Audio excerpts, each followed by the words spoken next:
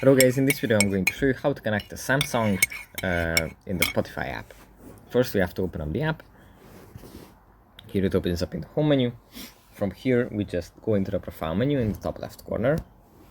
Then we tap on settings and privacy. And then we tap on apps and devices.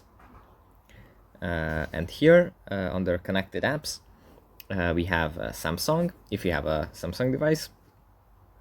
And we can tap on link, and this is going to link the Spotify app to the Samsung accounts, and then we can easily play songs through Spotify on our Samsung how do you call it, devices. So yeah, that's basically it for this video. I hope it was helpful for you guys, and I'll see you in the next one. Bye.